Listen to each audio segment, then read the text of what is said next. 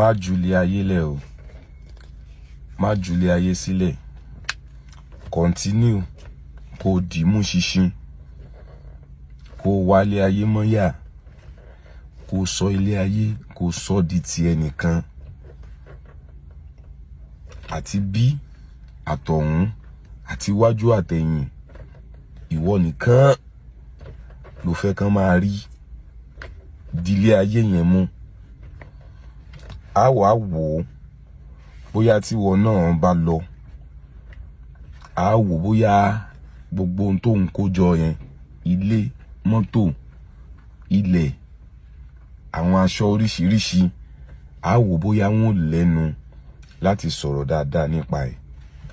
ẹ̀yin èèyàn wa, spiritual man yìí ó sọ̀rọ̀ nípa nǹkan tó pa arábìnrin tí a mọ̀ sí Allwell Ademola. Ó ní kì í ṣìkú Ọlọ́run nìkan kọ́ ló kú. Arábìnrin yìí ó ní ó jìyà gidi gan kí ó tó jáde láyé. Àwọn ọ̀rọ̀ tí arákùnrin yìí tí ó sọ nìyí. Ẹ jẹ́ ká gbádùn ọ̀rọ̀ tí arákùnrin yìí tí ó sọ. Ṣé béèyàn ló lọ yìí? Everybody is still in shock pé èèyàn lọ. Tó bá jẹ́ wọ ni kàn rò dáadáa, rò dáadáa, kí ló rò pé àwọn èèyàn máa sọ nípa ẹ̀. Mo gbọ́ wípé Allwell Ademola ò ní ọmọ. I don't know how true is that. Mo gbọ́ wípé kò ní ọkọ. I don't know how true is that. Even if it is true or not, mi ò tí ì rí ọmọ ẹ̀ kankan ká ní pé ọmọ ẹ̀ ló mọ̀ọ́lẹ̀. Mi ò tí ì rí ká ní pé ọkọ ẹ̀ kankan wọn kankan ló mọ̀ọ́lẹ̀. Ìwọ tó lọ́mọ, ìwọ tó bímọ, ṣé ayé lè sọ̀rọ̀ ẹ dáadáa tó bá ṣe ń sọ̀rọ̀ arábìnrin? Ìwọ believe pé torí yọmọ pé ẹlòmíì torí ọmọ tó believe pé ó bí yẹn ló ṣe ń balẹ̀ ayé àwọn kan jẹ́. Torí pé ó fẹ́ kọ́ ọmọ tí ẹ dá yàtọ̀ ló ṣe ń bayé àwọn ọmọ kan jẹ́.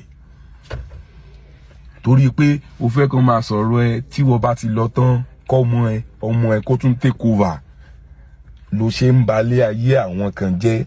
Ṣé tó bá wá lọ yẹn, ojú àwọn ọmọ ẹ yẹn ṣó lè rí nǹkan tí àwọn èèyàn ń rí ní dáadáa nípa Allwell Ademola yìí? Ṣé àwọn ọmọ ẹ lè fojú rí dáadáa nípa ẹ̀? Kí Ọlọ́run fi ọ̀run kẹ́ Allwell Ademola kó délẹ̀ tó dáa fún. Everybody is seriously in shock, and the reality is mi rò wípé nǹkan ti really move mi tó mo ṣe rírí. I don't know her. I've never seen her before, but believe me sincerely, from far, you will know. And the reality is that every blog has even proved it right, that she's a very good person.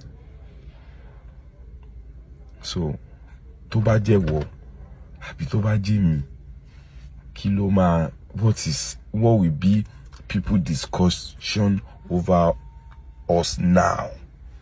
Kí ló ń gbáyé ṣe? Ilé ayé ẹ̀ gan. Okay, ilẹ̀ tó mọ́lé nìyí tá fi ń ronú nípa Allwell Ademola tó lọ. Ìwọ gangan tó ń wò mí, kí ni ìwọ ń gbé ayé ẹ̀ yẹn ṣe? What are you using it to do? Yori gbogbo ayé tẹ̀dẹ̀ kó tẹ̀ ń kó máyà yìí. It is just an image. Ẹ wá bá kan ṣe ń wò yìí. You see, bó ṣe ń wò yìí, ó ń wò báyìí. Tó bá ti dújú, bẹ́ẹ̀ náà ló ní rí mọ́. Kí ló wá dé? Why don't you try your possible best to leave a very good legacy, live a good life, be impactful? Jẹ́ káyé tẹ̀lé sọ wípé tí ò bá jóun. Go and read the concept of Jesus Christ very well. Jésù ò bímọ, ẹnìkan ò bí, kò marry, kò kọ́lé, kò ra mọ́tò, but he live a very good legacy. Ẹ lọ sí gbogbo ayé, ẹ lọ ròyìn nǹkan tí mo ti ṣe. Òun lẹ̀ ń gbọ́dè níyì tí gbogbo yín sọ Jésù di kíní. Why can't you just read him? To all of you calling yourself pastor, tẹ́ dẹ̀ ń forúkọ Jésù, tẹ́ fi ń preach while you are requiring a lot of things that you cannot even use to benefit people that are worshiping under you. So what are you now saying? What do you want? Okay, kini she emparo fun wa ni. To talk of the pastors. Tabi. What? Okay, we have a lot of pastors. 30 mo pe pastor lele yi o, iná ti jó, wọ́n ti jókòó dìde o, tí wọ́n ti kú báyìí. Anybody dey sọ̀rọ̀ wọn. We have it in Celestial, we have it in CAC, we have it in Pentecostal, we have it in 30 cool, and nobody is talking about them. Even Moshe Logan ministry won't go really function that damn. We have many of them. And here you still have what they are saying about this lady. Kino fe soni patie wo. Kino fẹ́ sọ ń pa ẹ̀ káti àzúyìn pé èmi gan fúnra mi o ká ní ìní ìtílẹ̀ mọ́ yìí o mo kàn díjú mo kàn lọ. What are people going to say about me? Èèyàn mélòó? Okay, ṣé ilé yẹn àbí mọ́tò tó ń ra ẹ̀ náà máa sọ̀rọ̀ ẹ̀? I don't understand. Yeah, Bíbélì tẹ̀dẹ̀ believe yẹn because me I really that one a proverb, so mo really man take many things in it. Not even spiritually. Bíbélì ní pé ẹ̀yin aṣiwèrè èèyàn ń kó ọrọ̀ jọ láì mẹ́ni tó máa ná, and that is the truth. All of us, everybody that has a property, I think.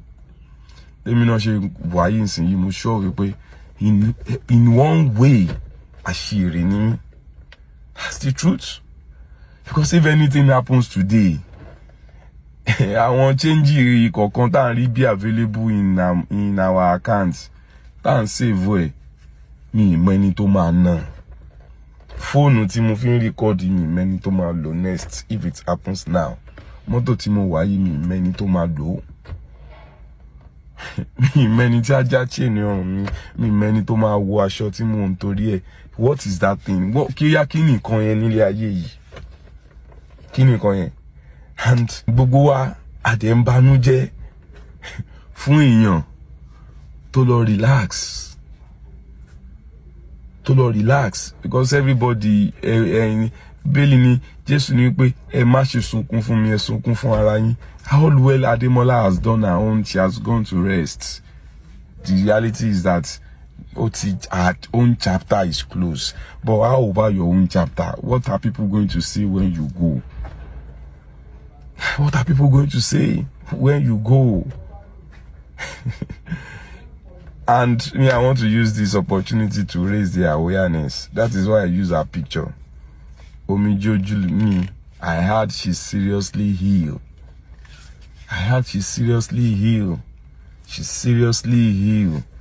Tó bá jẹ́ prayer ni ẹ fẹ́ fi máa ràn lọ́wọ́. Tó bá dé jẹ́ wípé we want to, I don't know, they don't send me o.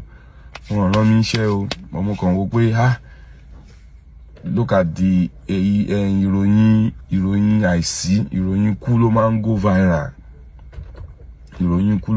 viral. But when we really even need ourselves, how many people even posted Allwell? Nobody know her birthday. That's why I used to see some people that share photo shoot to birthday, and this is my photo shoot, post me. I don't used to post photo shoots. If I will give you a memory you need to remember in your days. If you see a lot of pictures people are posting about this woman, if you see a lot of good music, can you post here lójú ayé ẹni? Ó possible kí woman yẹn ṣì wà till now. But we fail to celebrate the living, but we care for the dead. We fail to celebrate the living, but we care for the dead. Can we share a party kan ní àbò nínáwó kan ní, all of us will be saying, go invite me, but then you bá dákẹ́ tó díjú, you will go. Kí ló lọ ṣe ńbẹ̀? Somebody that you don't celebrate. Well, that's all me I have to just say. And everybody can reach out to Omije Ojumi and Bukola Akinuanu. wọ́n rán mi iṣẹ́ o, wọ́n rán mi iṣẹ́ o, wọ́n rán mi iṣẹ́ o. I just believe nǹkan tí mo mọ̀, tí mo dẹ̀ ní evidence pé lóòótọ́ she seriously healed from the source, that she seriously healed. Ara omijé ojú mi ò yá, ara omijé ojú mi ò yá. So, and if truly we love ourselves, please, whatever thing you know, please, let's go and check on her. Let's show her love. Let's show her love. Whatever thing she need, anywhere, the information, nǹkan tó ń ṣe gan, ó lè jẹ́ èèyàn, ó kàn lè jẹ́ information èèyàn kan máa fún wa. Because at the end of the day, the reality is that everybody will go. Everybody. But the time, so time yẹn ló wá yẹ kó máa live a life of now. If you are living the life of now, you will be a very good person. Tó bá imagine irúkú tó máa pa ẹ́, bí mo ṣe jókòó nínú mọ́tò yìí, ilé yìí ó kàn lè wó bí mo ṣe ń lọ yìí, you begin to imagine a kind of ibi tí kú máa ká ẹ mọ́. By then, maybe you will take life easily. Thank you.